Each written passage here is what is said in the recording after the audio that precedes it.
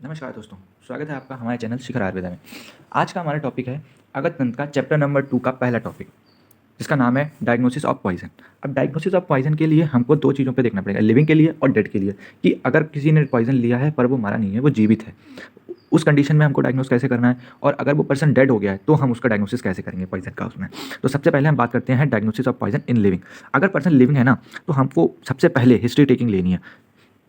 तो history taking लेनी है कि वो कैसे लिया, किसके द्वारा दिया गया, ठीक है। तो ये सब चीज़ें हमें ध्यान रखना है। उसके बाद हमको देखना है सिम्टम, क्योंकि सिम्टम, उसके बाद सिम्टम आएंगे, जितने भी सिम्टम आएंगे ना, तो सिम्टम से हमें ये बात पता चलेगी कि किस तरह का पॉइजन उसे दिया गया है, या फिर उसने खुद लिया है, सुसाइडल पॉइजन है, होमिसाइडल है। तो ये सिम्टम से हमें पता चलता है कि ओपियोइड्स का है कि मेटालाइट्स का है। तो ये सब चीज़ें हमें सिम्टम से पता चलती हैं। उसके बाद हम उसका क्लिनिकल एग्जामिनेशन करते हैं, जिससे हमें कन्फर्मेशन के लिए कि हमने जो सिम्टम से हमने जो लगाया है अपना कि ये वाला पॉइजन हो सकता है, तो क्लिनिकल से हम उससे श्योर हो जाएंगे। लेकिन हमको 100% श्योरिटी के लिए हमें उसकी लेबोरेटरी एग्जामिनेशन करानी पड़ती है। इसीलिए जब भी हम लिविंग में डायग्नोसिस करेंगे, उसमें हमारे ये 4 पॉइंट ही आएंगे।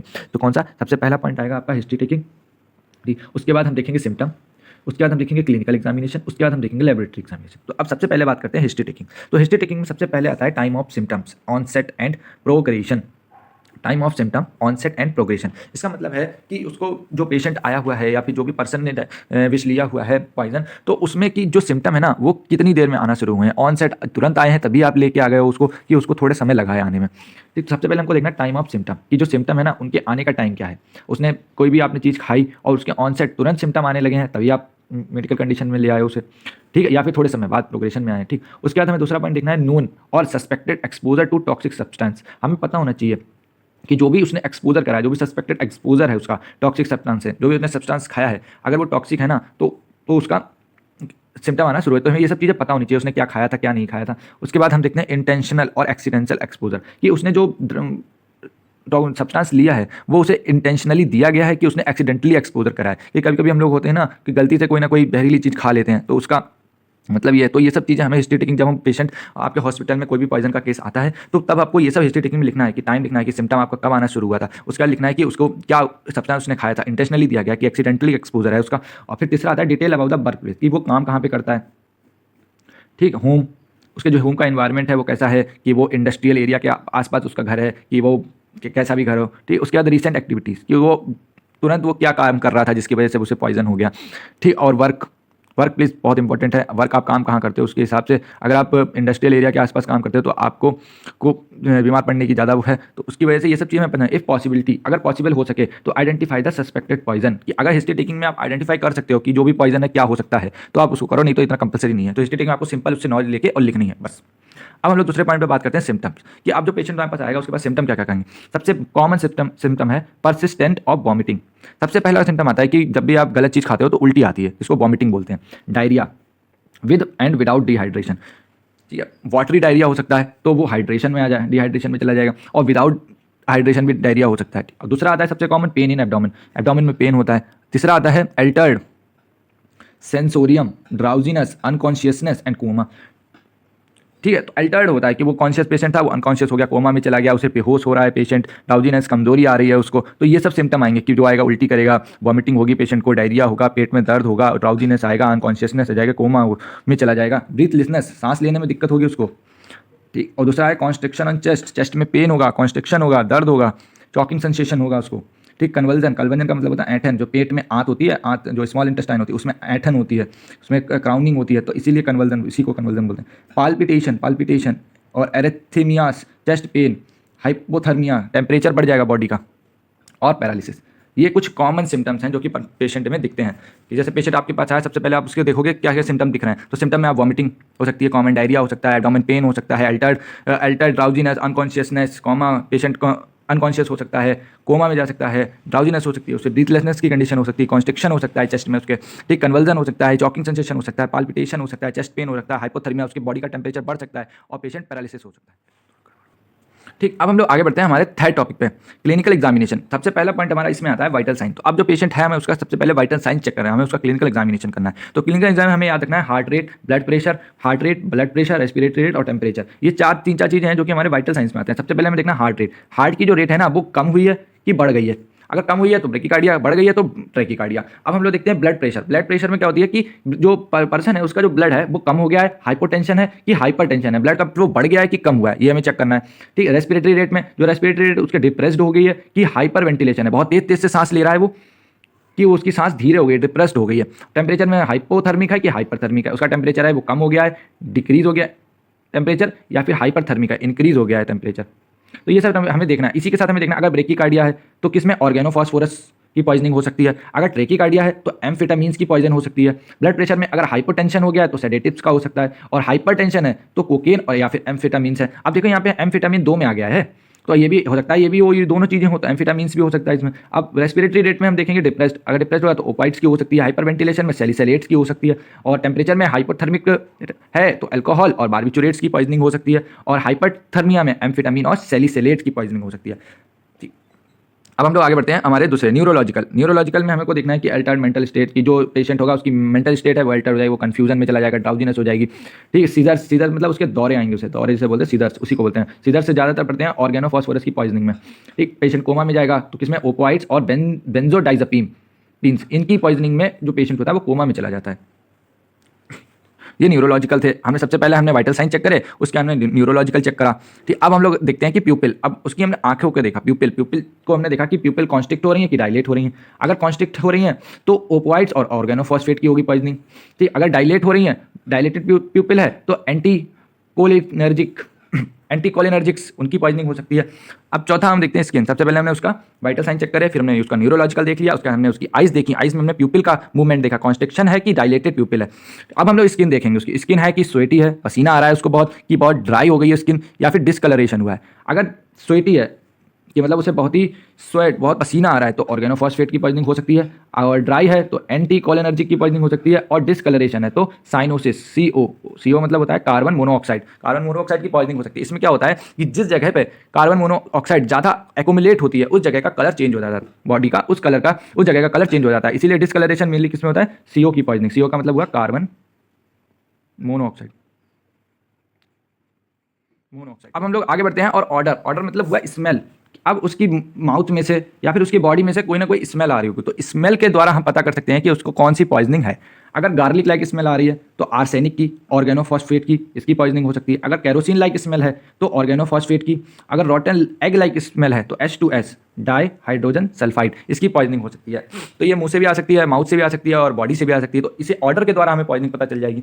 ठीक, तो ये थोड़ी बहुत चीज़ें हैं जो हम क्लिनिकल, जो हम लेबोरेटरी एग्जामिनेशन नहीं कर रहे हैं, कहीं लैब में नहीं भेज रहे हैं किसी चीज़ सैंपल को कि हमें उससे पता चले, हम क्लिनिकल एग्जामिनेशन, बॉडी हमारे साथ पास है, हम उसके द्वारा पता कर रहे हैं। कि अब तीसरा आता है कि कंफर्मेशन के लिए लेबोरेटरी एग्जामिनेशन कराते हैं, कि हमें कंफर्म हो जाए कि बॉडी के अंदर क्या क्या चेंजेस हुए हैं, उसकी वजह से हम उस चीज़ को पता करने के लिए हम लेबोरेटरी एग्जामिनेशन करते हैं। तो लेबोरेटरी एग्जामिनेशन में सबसे पहले हम क्या कराएंगे, CBC, कंप्लीट ब्लड काउंट, तो इससे हमें पता चलेगा अदर कॉज ऑफ सिम्टम्स। ठीक, उसके बाद हम देखते हैं LFT और KFT कराते हैं, लीवर फंक्शन टेस्ट और किडनी फंक्शन टेस्ट। इससे हमें पता है आइडेंटिफाई द ऑर्गन डैमेज, कि हमें इससे पता चल जाएगा कि जो ऑर्गन्स हैं वो डैमेज तो नहीं हुए हैं।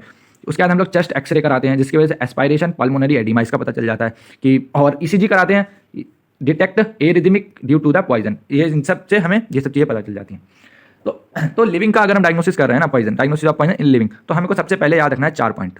हमें उसकी हिस्ट्री लेनी है। मान लो आपके हॉस्पिटल में बैठो, आपके हॉस्पिटल में कोई पेशेंट आता है जो कि पॉइजनिंग का केस है पर वो लिविंग है, अभी वो मरा नहीं है, तो उसमें आपको याद रखना है कि सबसे पहले उसका हिस्ट्री टेकिंग लेनी है। हर तरीके के क्वेश्चन उससे पूछने हैं, कब लिया, कैसे लिया, क्या खाया, किसी के द्वारा दिया गया या फिर। ठीक, उसके बाद दूसरा आपको सिम्टम, कि उसे सिम्टम क्या क्या आ रहे हैं, वॉमिटिंग है, ड्राउजीनेस है, तो ये जो चेस्ट पेन हो रहा है, तो ये सब जितने भी कंडीशन में सिम्टम बताए इन सबको आपको नोट डाउन करना है। उसके बाद आपको क्लिनिकल एग्जामिनेशन करना है उसका, उसके बाद आपको लेबोरेटरी एग्जामिनेशन, ये सब हो जाएगा, जिससे इन्हीं 4 पॉइंट को करने पर ही आपको पता चल जाएगा कौन सी पॉइजनिंग है।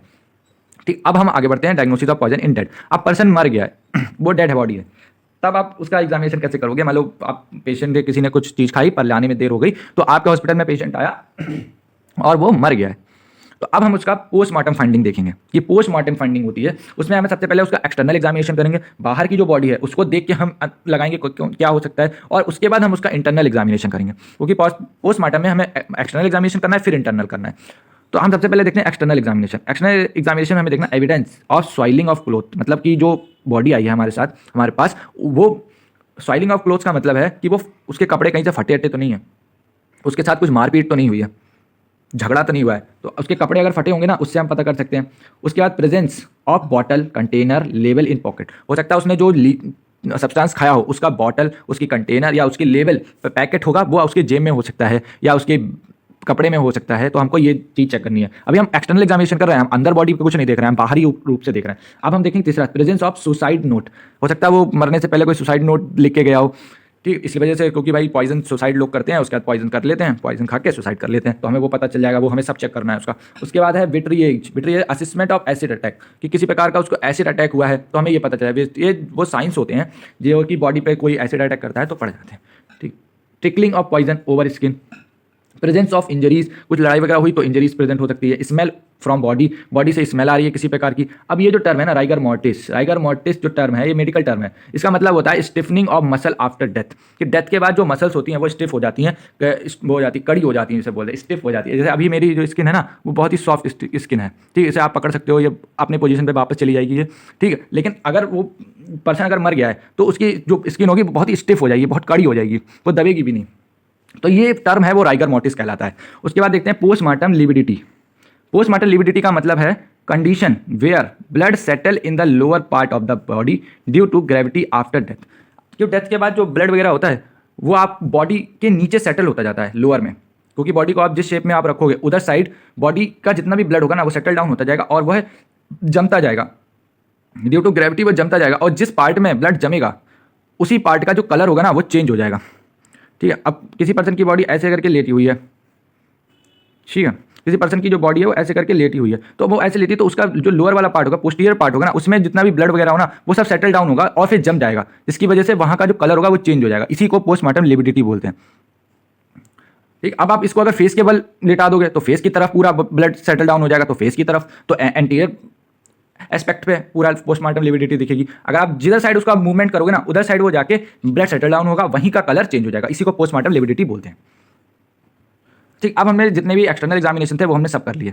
अब हम लोग जाते हैं इंटरनल एग्जामिनेशन। इंटरनल एग्जामिनेशन का मतलब है कि अब हम जितने भी बॉडी के सिस्टम्स हैं, एब्डोमिनल कैविटी है, चेस्ट कैविटी है, क्रेनियल कैविटी है, अब हम इन सबको एग्जामिन करेंगे इंटरनली, उसको डाइसेक्ट करके उसको बाहर निकालेंगे, उसको खोलते जाएंगे, धीरे धीरे डाइसेक्शन करते जाएंगे और उसको एग्जामिन करते जाएंगे। तो सबसे पहले हम देखते हैं क्रेनियल कैविटी, कि जो पर्सन डेड बॉडी है उसका हमने सबसे पहले ब्रेन का पार्ट, उसका जो ब्रेन का स्कल है ना उसको काटा, ऊपर का पार्ट। अब हम देखते हैं उसके अंदर प्रेजेंस ऑफ ऑर्डर। अगर प्रेजेंस ऑफ ऑर्डर है, कोई किसी प्रकार की स्मेल आ रही है उसमें से, सेरिब्रल एडिमा है कि वो जो ब्रेन है ना वो सूजा हुआ है, oedema, cerebral haemorrhages, blood form हो गया है ब्रेन के अंदर, तो ये सब चीज़ें हमें देखनी है ब्रेन की कैविटी में। उसके बाद आ जाते हैं हम लोग चेस्ट की कैविटी में, ठीक। चेस्ट कैविटी में हमें देखना है presence of pleural infusion.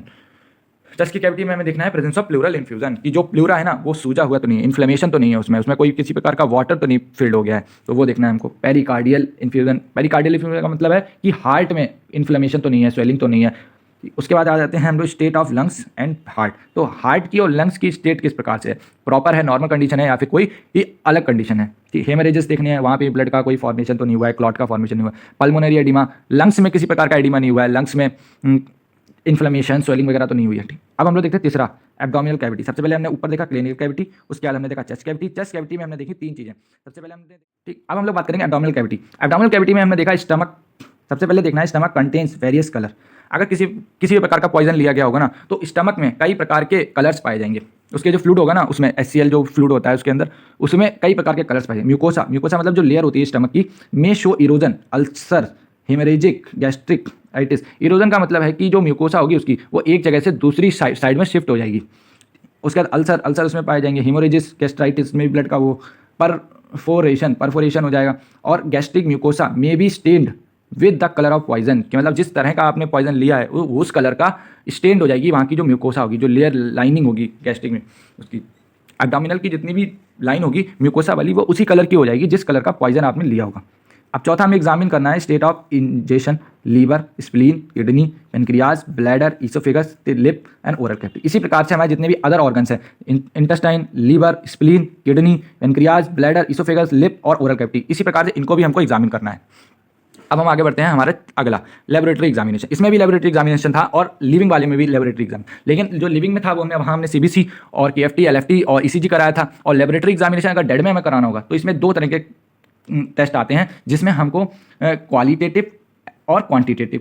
Qualitative में हमें पता चलता है टाइप ऑफ पॉइजन, कि किस प्रकार का पॉइजन लिया गया है, लेकिन क्वांटिटेटिव में हमें पता चलता है type of poison plus quantity, कि कितने अमाउंट में लिया गया है।